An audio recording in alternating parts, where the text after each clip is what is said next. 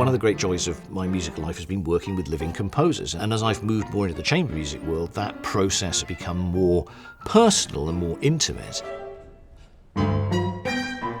One of the centerpieces of this year's festival was the world premiere of Perry Goldstein's Birding by Ear for piano trio and baritone.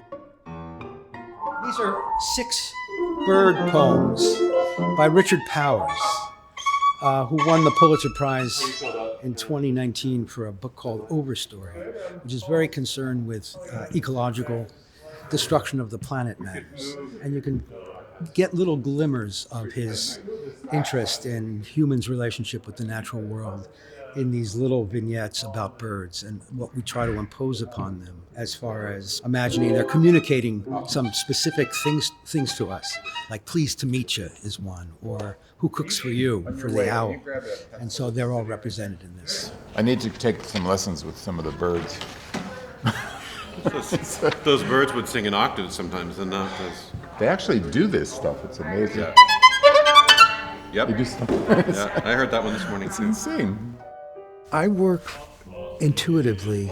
It's a way of generating pitches to my ear without having to think too much about the sonority and the harmony. I often describe my process of composing as a little bit like a mole sniffing around for harmonies, for sonorities. Every time I write a piece, I'm looking to express those things that are most fundamental to my value system. That's kindness, that's love, that's camaraderie, that's affection between people, that's humor between people, that's sympathy between people. Sounds great at 4:09. It's really clear. Yeah. All right. Congratulations, Perry. And to you. Yeah. Sounds great. We've got a piece now. I think I will.